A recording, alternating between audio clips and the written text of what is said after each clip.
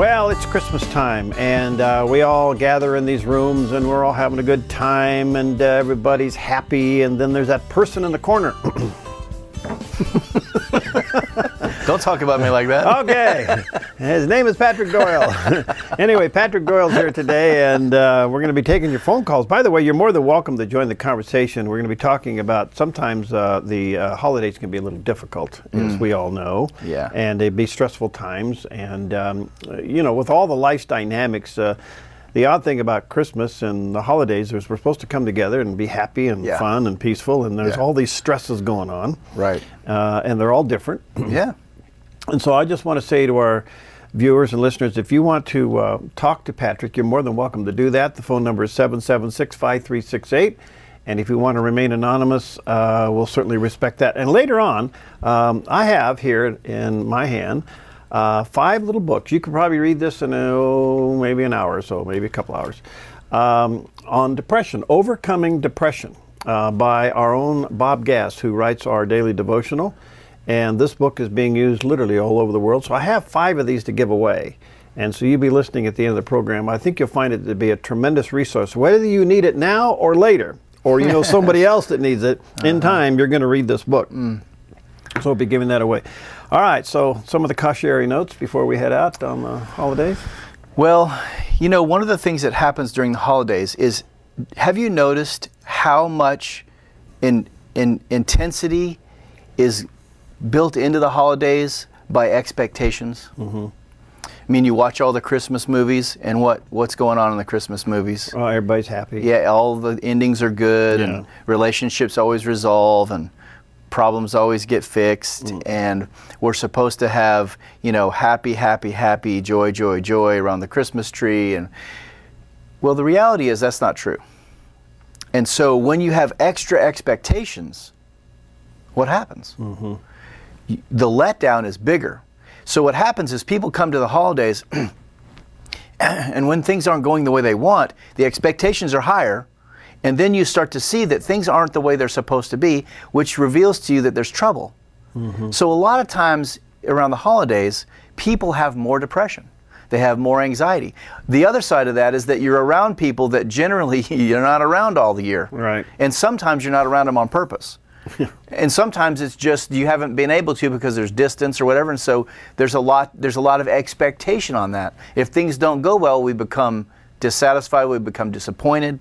So there's that, the expectations. The other thing I would like to say is that just a little testimony from me. Well, when I was 10, my mom died on Christmas morning. Oh boy. Yeah, and that was after a long illness. And so my father, to the best of his ability, he kept telling me my mom was going to be fine. And she was going to come home from the hospital sometime soon. And she was in the hospital for months. And so he comes Christmas morning, and my aunt and my sister come and tell me that my mom's dead on Christmas morning. And I can tell you that every Christmas after that, for many years, Christmas was not that fun. And I wasn't necessarily conscious of the fact that it was because my mom died on Christmas morning. I was trying to forget that. Okay, so a lot of times what happens is the holidays also, you know, in families where there's difficulty, the holidays are where the difficulty takes place. Because there's more drinking, there's more people, there's more opportunity for conflict. And so what happens is, what we know about trauma is that when you're traumatized, there are things that set into you that are not conscious. So for example, if every year around the holidays there was difficulty in your family, just the same weather pattern can make you feel a little anxious, a little depressed. Just, you know, starting to see the Christmas lights, starting to, you know, the whole dynamic of the holidays can start bringing on emotional anxiety, depression that's subconscious. You're not aware of it, but it's what we call a trigger. It's a trauma trigger, okay? So for me, for years, that was the case. And I'll never forget, my wife, Catherine, she loves Christmas. And my house is, you know, Christmas central. Yeah. We have 3 Christmas trees in my house. Right. 1 real, 2 fake, but it's decorated. I have a full truckload of decorations that I bring from the shop to the house. And she loves Christmas. So our first Christmas together, after we're married, and of course I had never told her my mom died on Christmas morning. And so I'm laying on the couch all mopey and sad, and she's like, you know, prancing around the house all happy, decorating, you know, she can't wait for Christmas, and I'm like, you know, kind of depressed, and she looks at me, she says, "What's wrong with you?" I'm like, "Nothing." You know, classic, you know. Denial. Yeah, classic young husband answer, I'm fine. And she's like, "No, come on, it's Christmas, why are you laying around?" I'm like, "I'm fine, it's fine, I'm fine." And so she kept pressing, and finally, I said, okay, my mom died on Christmas morning, and I hate Christmas. Wow. And her eyes were big as saucers. She's like, "She did? You never told me that." And so she went from frustration to compassion once I told her what happened, right?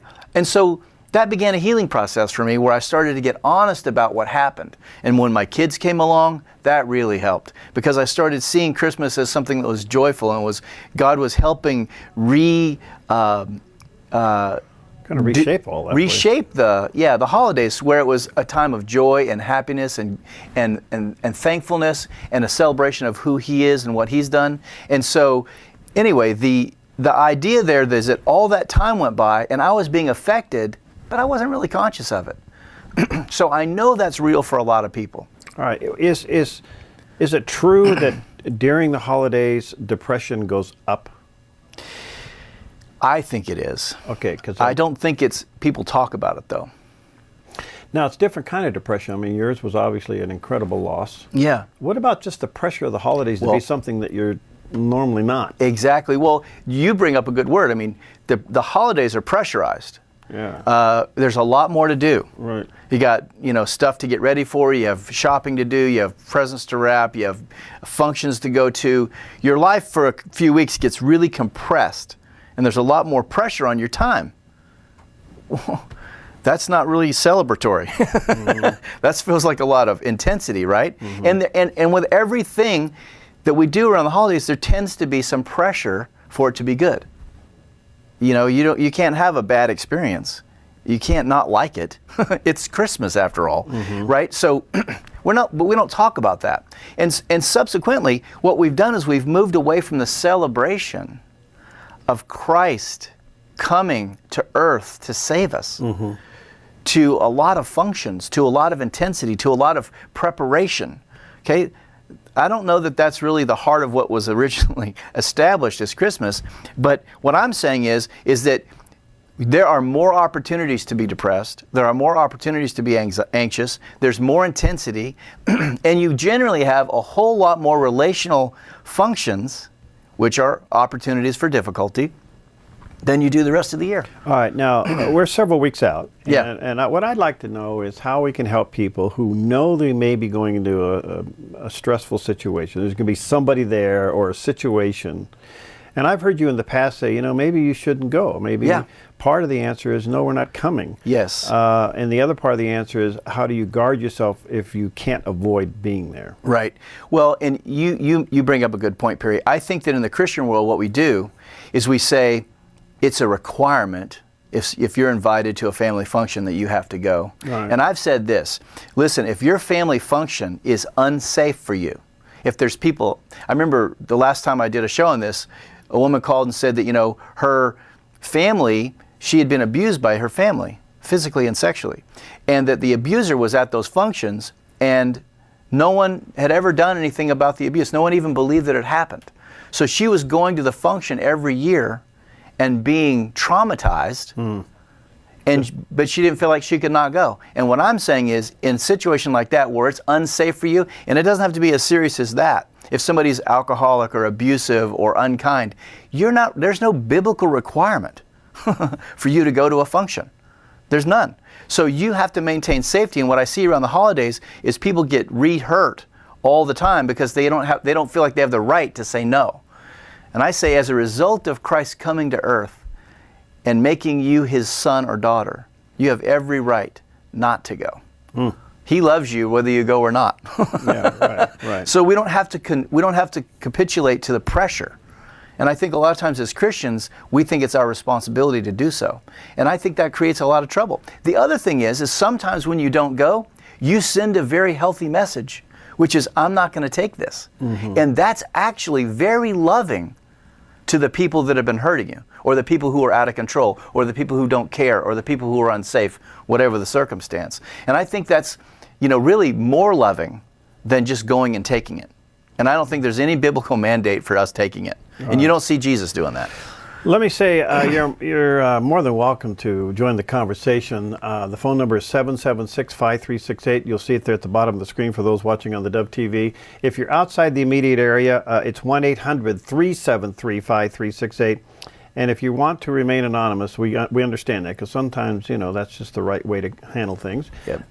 We'll respect that request. And if you find yourself going into the holidays kind of in a difficult situation, kind of a tight spot, and you need some help and advice, this would be a perfect opportunity for you to give us a call, 776-5368 or 1-800-373-5368. And coming up at the end of the show, I have 5 of these to give away. It's just a little book on overcoming depression. Our good buddy Bob Gass wrote those, and it's very basic stuff. Now, whether you need this today or you need it after the holidays, or maybe somebody that just needs a little spark, let us know. We'll send this out to you. All right, or you could win one. We'll give out a phone number here coming up a little bit. We'll be right back.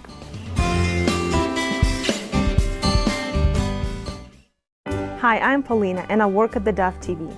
Did you know that when you support the Dove TV, you have a profound impact, not only in our community, but around the world? It's your continued support that takes the inspiration and hope in the programs we produce and makes them available to the thousands of people who are watching these videos online every week. Help bring encouragement and hope to our valley and beyond by making a secure online donation today at our website, thedove.us.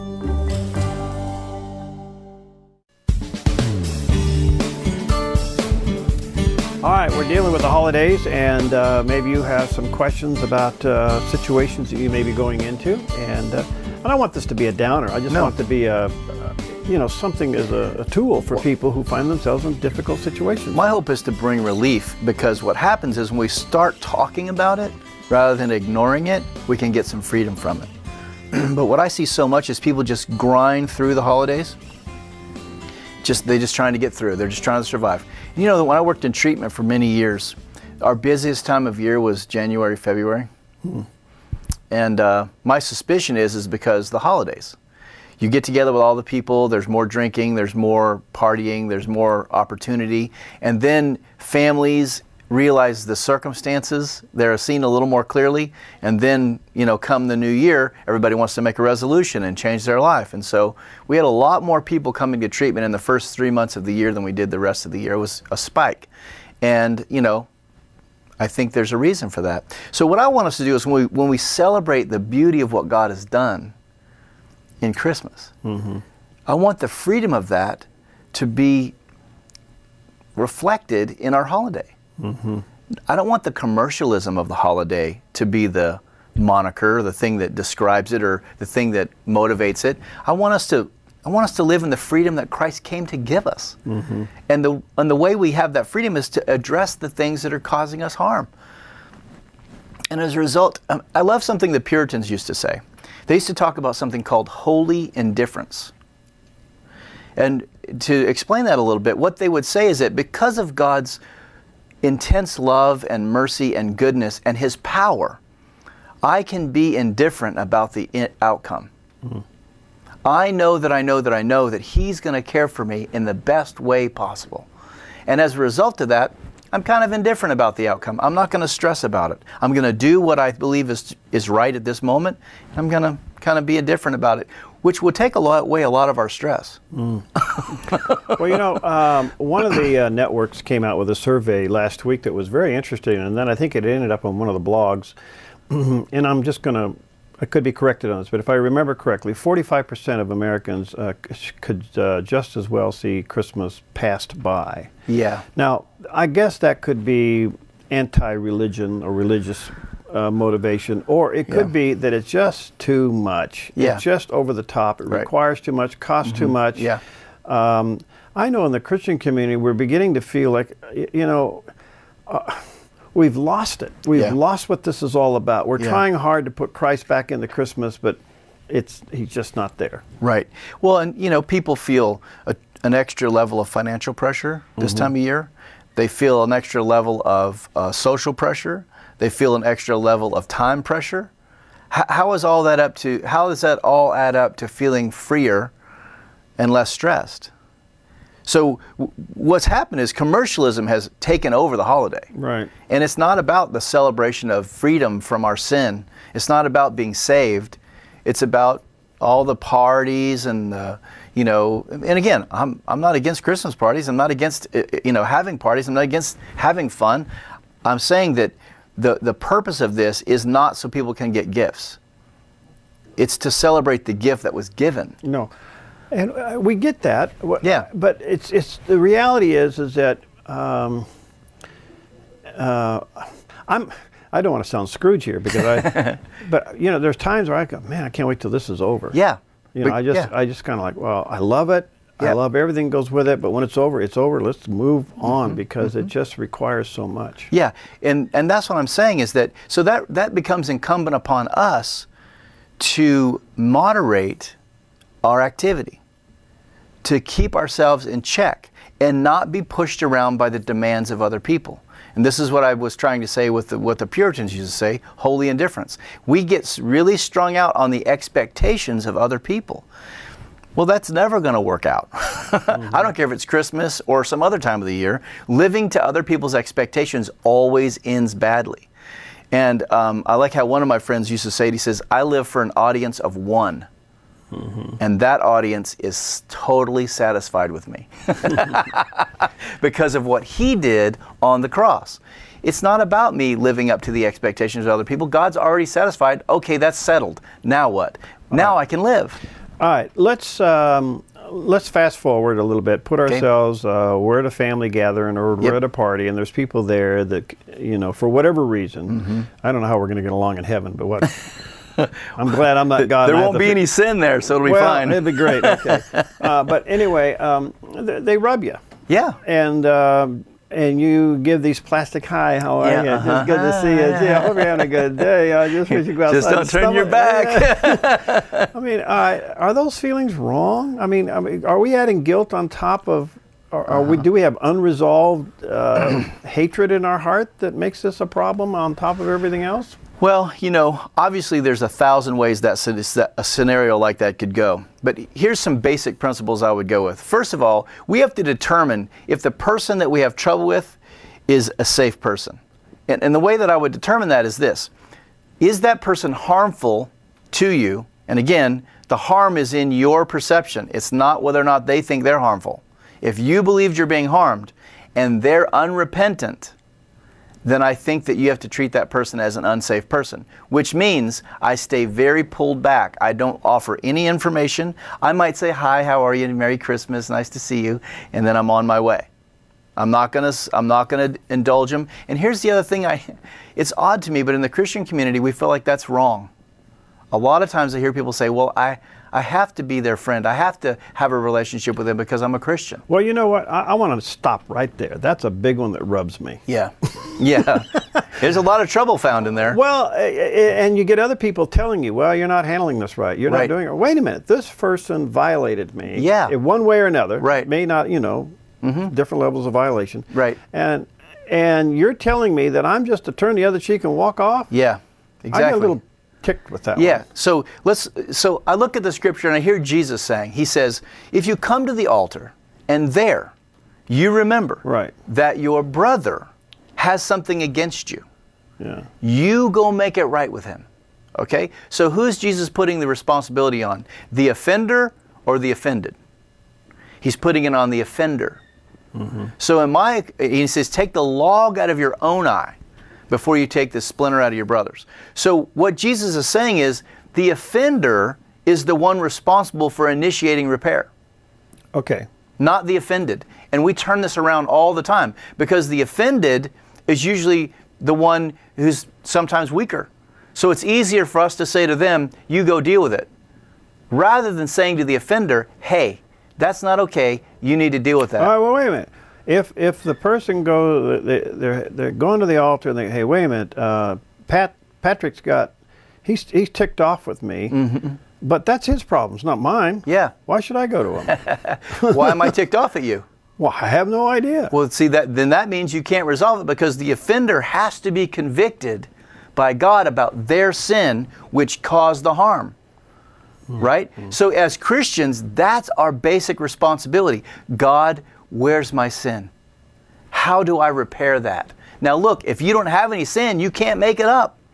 The truth is, sometimes people harm us and don't want to deal with it.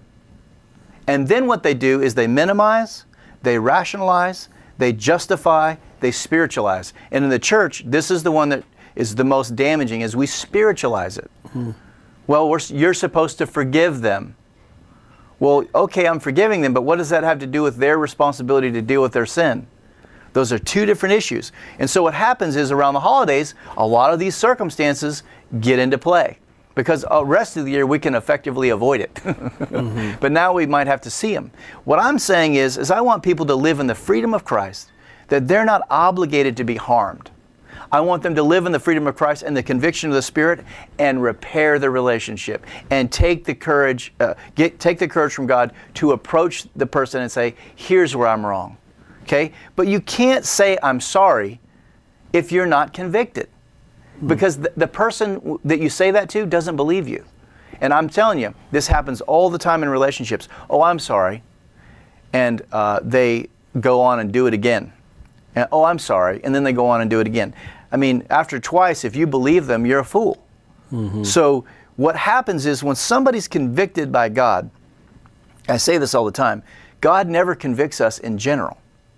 He convicts us very specifically. When I said X, Y, and Z, when I did this thing to you, God convicted me. I'm wrong. It's my sin. It's my responsibility. I want to know, will you forgive me? Now, if somebody comes to you and they confess their sin, and you know that they know what they did, and you didn't pursue them, you didn't give them, feed it to them, it was from God, they were convicted, and they come to you, that's going to soften your heart. And that's going to lead to reconciliation. Okay? But without repentance, there's no reconciliation. And all the time, what we want in relationships is we want reconciliation without repentance. One of the other difficulties is, and again, I want to say, if you want to join the conversation, you're welcome to 776-5368, or toll free if you're outside the immediate area, 1-800-373-5368. I've been involved with family like you are, and things. And there are these situations where there's been some pretty extreme violations. And no accountability. And everybody's walking around going, well, yeah, we know there were some problems, but it's all taken care of. Let's just kind of sweep this under the rug and go on. Right. When that kind of condoning goes on, or I shouldn't say condone, I guess it would be like, you're almost like an accessory to the crime. You are, exactly. You're enabling. Who blows the whistle here? Whoever God convicts. And I think that that's just it, is that the conviction of the Spirit is going to require you to take usually a courageous act. Is God just? Very. Yes, 100%. He does not wink at any single sin. Either He pours out His wrath onto Christ to satisfy His wrath, or He sends someone to hell. But He will not allow injustice to go unlooked, unchecked. We often think that He does because He doesn't do it in our time, but as Christians, we have to be about justice. But I want the justice to be secondary to your conviction, not you being an out-of-control do-gooder. Yeah, and just remember this, that God will always take longer than you expect because He loves that person too. And He's trying His best to get them turned around. All right, we'll take a quick break, and if you want to join us, 776-5368, we'll be right back. Hi, I'm Daniel and I work at the Dove TV. Compared to Portland, Seattle, and LA, Medford might be considered a small market, but at the Dove, we're excited about the opportunity to make a big impact right here in our community. And you help make that happen. Did you know that more than 90% of our income comes from people like you? You can help us now by making a secure online donation at our website, thedove.us, or by phoning 541-776-5368.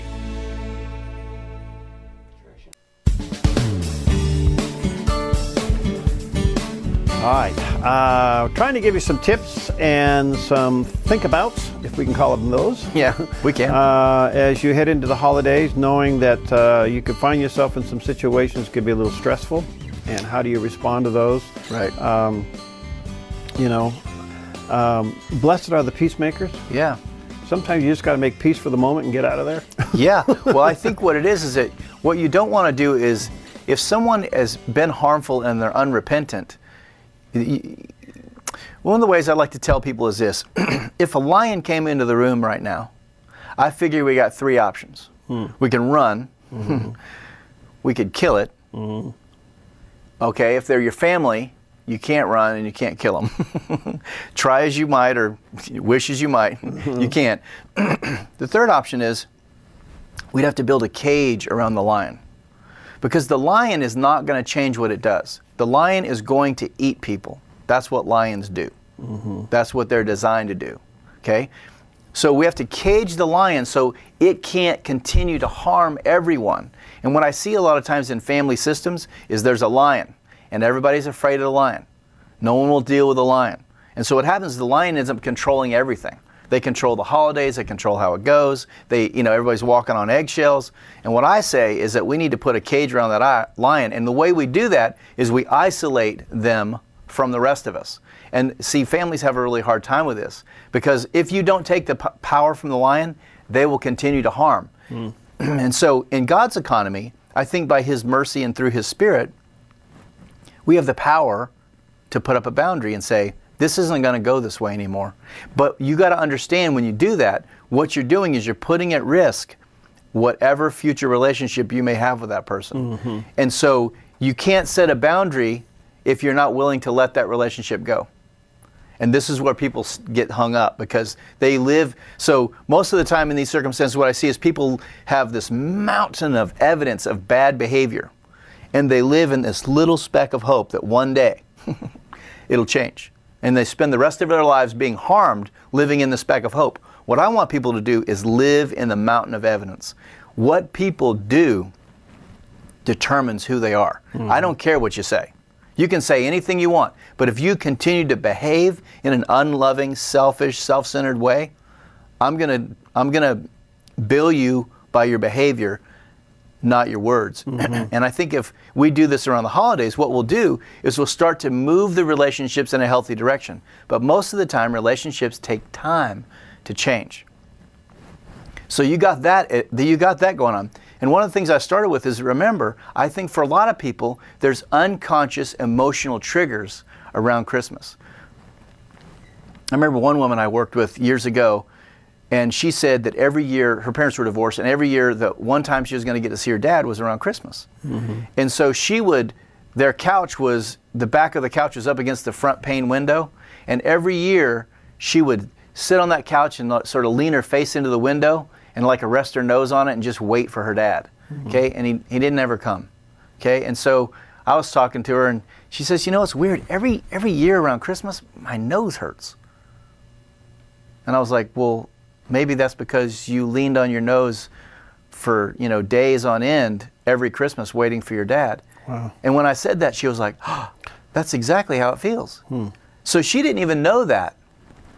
But as she started talking about it, it all started to come clear. And what it was she had a tremendous amount of pain over that loss. And it was affecting her, but she wasn't aware of it. So one of the things I want to say to people is that try to have a little, back up a little bit and have a perspective. Are there some patterns in how you handle the holidays? Are there some patterns in your emotional makeup around the holidays? Is there some patterns in tensions in certain relationships? And then if you have somebody you can trust, ask them some questions. What do you see? How do you see me doing this? And start to maybe look into it so that you just don't keep repeating the same pattern over and over and over again. All right, let's talk. Well, let me take some phone calls. The phone number is 776-5368, and you're more than welcome to join the conversation. And if you want to remain anonymous, we'll certainly respect that. Hi, ma'am, you're on the air. What's your question today? Hi, yes. It's just amazing that you're talking about this. For years, my mom has spoke death into me, and I've never... Growing up, though, God has really protected me from this, and because He kept telling me, I breathe life into you. Mm-hmm. And she kept telling me for all these years, I'm 59, that when she was pregnant with me, how she tried to do different things to abort me. And this has never been talked about. Sure. And this morning, though, God gave me, says, you need to breathe life into, because through this, I think my younger sister has had, she's my mom has breathed death into her too, that she's retarded. And I'm going, Mother, she's not retarded. And I'm wondering if my mom, when she looks at my sister, that through what she did, trying to dispose of me, Right. and I have 5 sisters, and God has used me. Grew up in a Christian home. I'm serving the Lord. My husband is a minister. Good. And God was giving me this morning that you need to approach your sister and breathe life back into her, because she aborted. We were pregnant at the same time, and I did not know this until the day she aborted her baby. My mom called me out of panic and said, I need you to know this, because your sister has gone in for an abortion. And it was such a shock. And I'm like, there was no time to respond. And we have children at the same age. This was 35 years ago. So you're, let me kind of bring this in for landing here. You were able to get past the negativeness of your mother's words by your relationship with God. Actually, it's amazing. All these years, every time she would bring it up and tell me, I never felt a negativeness. I always felt the breath of God in me. Always. What relationship do you have with your mom now? Well, I have a good relationship, but not a relationship I would love to have, because I think when she looks into me, even though we go to the same church and I'm the only Christian out of all of my sisters, that I think she sees guilt. Yeah. Has your mom ever confessed to you her sin? Has she repented? No. And see, it's amazing you're talking about this today, because as I'm dressing for work, God says you need to bring your sister and your mother together, and you need to bring this out, and you need to bring life into this family. I mean, this is just amazing. I would caution you here, okay? That's okay. First of all, your mom's unrepentant, which means I wouldn't trust her as far as I could throw her. See, that's it. I don't trust hold on. my mom. Let him finish it. On an emotional level, she's dangerous. And I would say your mom is what I would call pathological. Okay. Do you know what I mean by that? Yes. Okay, so there's a real serious illness emotionally with your mom, and there's some real critical thinking errors that she's got going on, and you don't have the power to change that. She is quite elderly, too. Okay, so the only one who can change that is God. Exactly. Right? Now, He may choose to use you. I don't know. That's between you and Him. But let me tell you this. The probability of her changing, my experience talking, is low, apart from an epiphany. Now, if you saw an epiphany in her, you would be able to tell by looking in her eyes. There would be a different countenance. But your mom, I suspect, has a long history of trauma herself, and it's never been dealt with. And you're talking about a big vat of goo in there that she's never dealt with. And what happens is it comes out and it gets expressed in a very negative way toward you kids.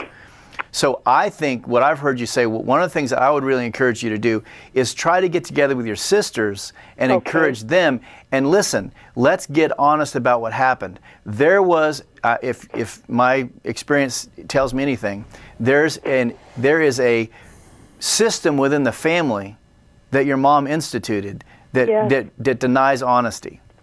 So none of you guys have ever really been able to be honest about your experiences. We've never ever talked about it. It's never been. So you need to broker a meeting. So that's where I would spend my energy, and I don't mean to sound like your mom's not important. What I'm saying is, your sisters can have some healing. Yeah. I don't know about your mom, but you have to put her on a real stringent boundary. You can't let her in because she's dangerous. You know what? I got to scoot. I'm out of we gotta time go. here. Thank you. Let me give you. Oh, thank you so much. God Sure. bless you guys. It's been a godsend Thank this you. happened today. Thank you. You're welcome. All right, let me take a break, and we'll talk about suggestions for folks that feel overwhelmingly alone. There's a great, that was on my list of things to talk on about. Christmas Day. We'll deal with that Yeah. when we get back. Yeah. Hi, I'm Paula, and I work at the Dove TV. Every day we get letters and emails from people who've been encouraged, blessed, and challenged by the programs on the Dove TV. But we couldn't do it without you. Did you know that more than 90% of our income comes from people like you? You can help us continue to bring inspiration and hope to our community by making a secure online donation at our website, thedove.us, or call us at 541-776-5368. All right, we're talking to Patrick Doyle, Veritas Counseling, and the phone number here to the studio this morning if you want to join us toll free if you're outside the immediate area at 1-800-373-5368 and locally at 776-5368. And you're more than welcome to remain anonymous because these are certainly a touchy subject. By the way, coming up in a few moments, I'll be giving away 5 books on overcoming depression by our good buddy Bob Gass. He wrote this book. This book's been all over the world, and we've sent it out as a gift. Now, you may not need it now, but it's a matter of time you will, because we all get depressed. Yes, true.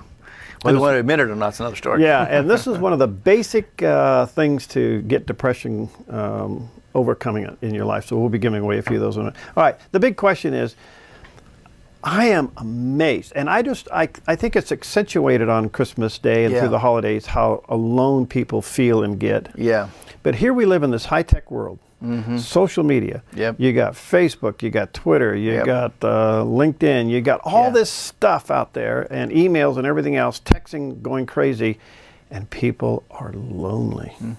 So what can you do to folks to help them deal with the overwhelming alone feeling on Christmas Day? So first of all, when you're alone on Christmas, what that reveals is that you don't have any relationships.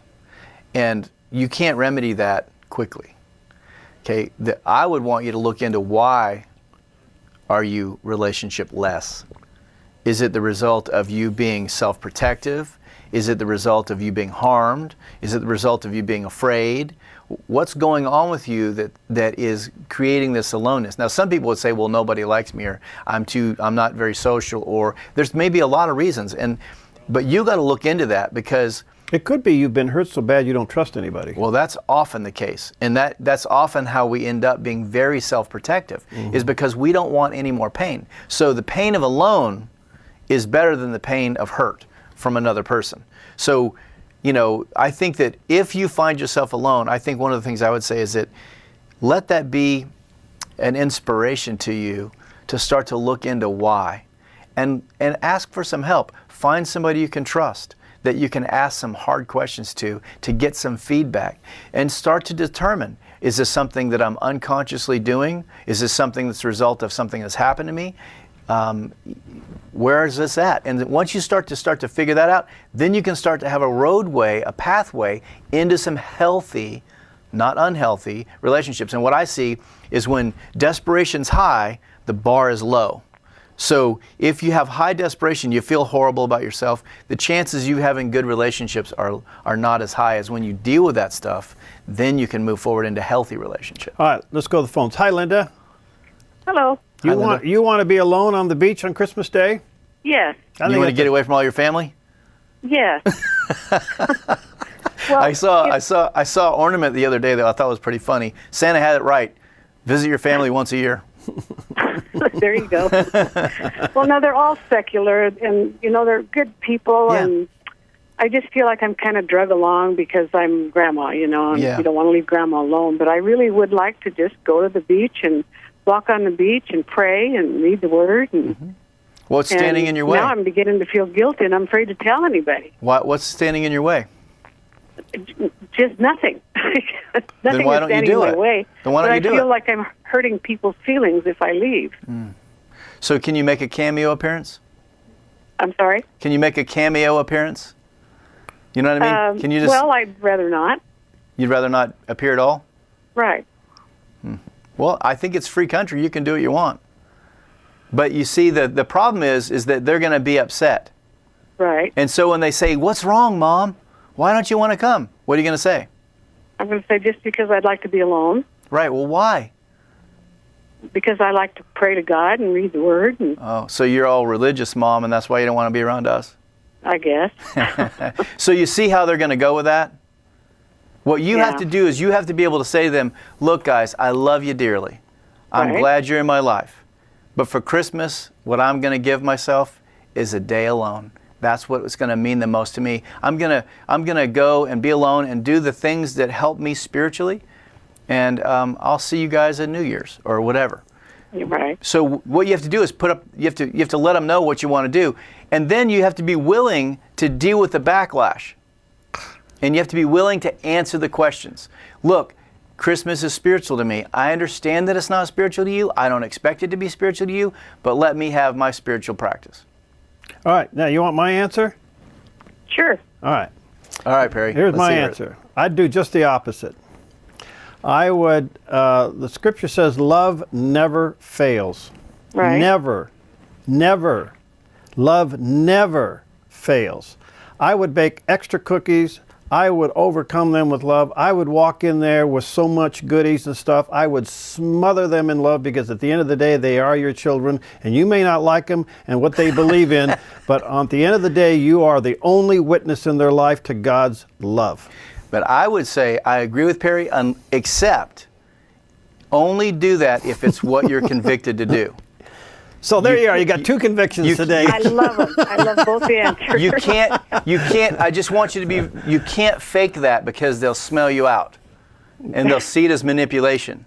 So it's got to come from your soul. And I think Perry's right. If it comes from your soul, that's a beautiful thing. Right. There you go. Okay. Thanks, Linda. I love you. Thank Okay, you. see ya. Thanks. Okay. Good job, Perry. Oh, that's all right. Hey, Lori, you're next. Go ahead. Pat, would you talk a little bit about denial in an addicted person, and the ones that are dealing with that individual? Just denial. What helps to get past that? Okay. All right, so you got somebody in your life that's addictive, got an addictive behavior, they're in denial over it, and you want to know how to get along with it? Get past one's own frustration.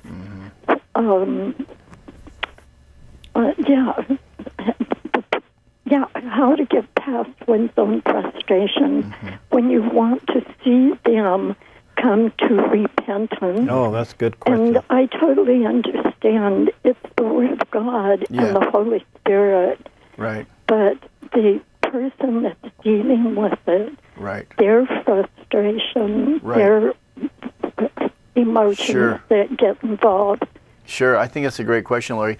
What I would say is this, is that, listen, somebody who's in denial is frustrating because they never take responsibility for anything. And the reality, they don't play by any rules.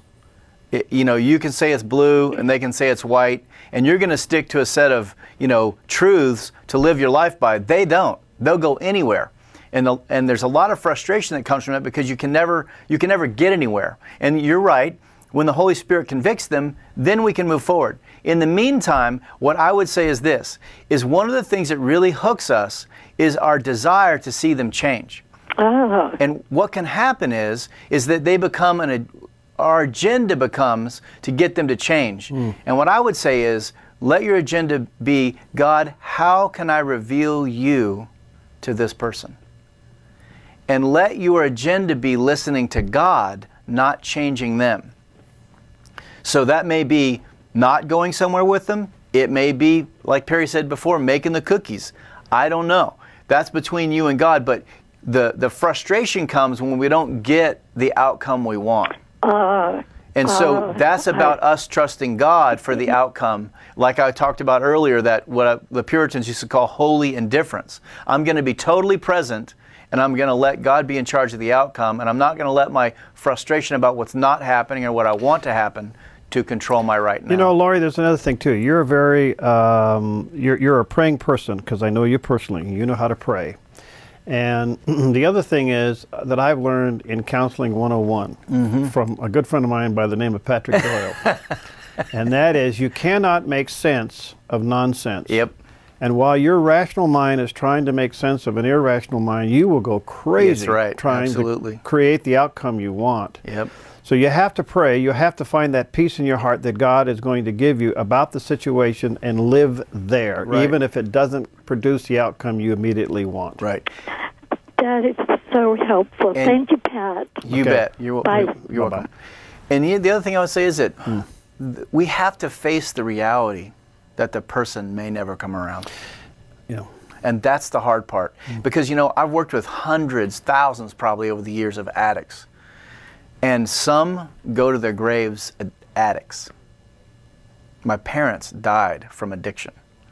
I have 2 siblings dying from addiction. Some people don't get better. I wish I could say that with the right words and the right counseling and the right whatever, that's a guarantee they'll get better. My experience says no. And so once we face that reality, and when God gives us some peace about it, then we're able to engage it a little bit better. But when we're pushing towards an outcome, our frustration is much higher because we're not getting what we want. And listen, I don't have the power to change another person. I wish I did. I'd bottle that stuff and move to Fiji. But you know, the truth is that God is in charge, and He doesn't fix everything. Yeah. You know, I don't know where the line is between tough love and intervention and leaving people alone. I don't think that there's a pattern that you can throw every case into. It's exactly true. Every one of them is different. It's a conviction thing. Yeah. And that's where I keep trying to tell people is that we have to live based on our convictions, not our comfort. We live out of conviction, not comfort. And most of the time, relationally, what we do is we choose the most comfortable path. The other thing I tell people, as you go into these stressful situations, and they're tough. Yes. Somebody has to be the adult in the room. Yeah. You know, is it going to be you? Yeah.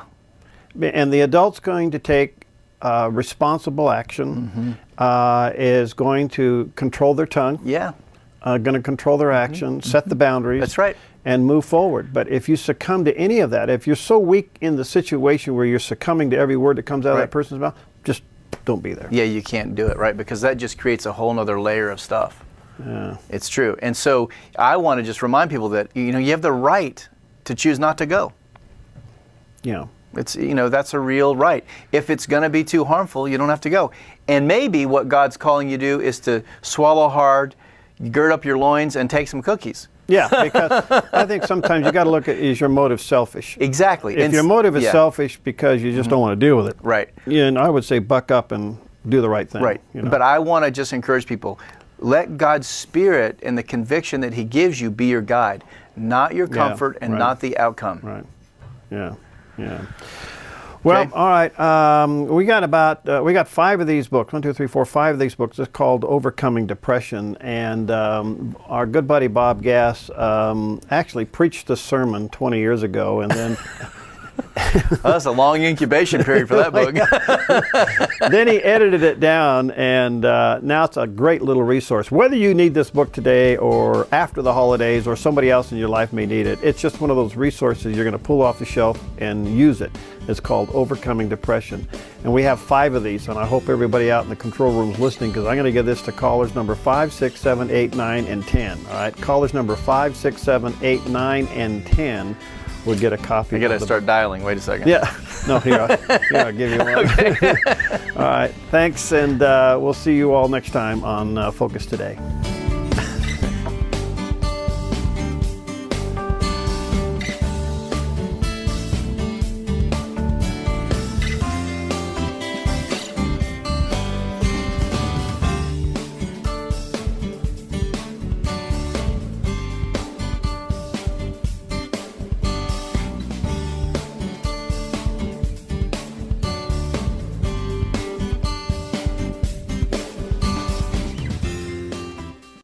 Hi, I'm Jim and I work at the Dove TV. Every weekday between 6 and 8 a.m., our award-winning news and sports team bring you the best morning show around. It's live, it's honest, and it's a whole lot of fun. And you help make it happen. Did you know that more than 90% of our income comes from people like you? You can help us continue to air local programs that share your voice by making a secure online donation at our website, thedove.us.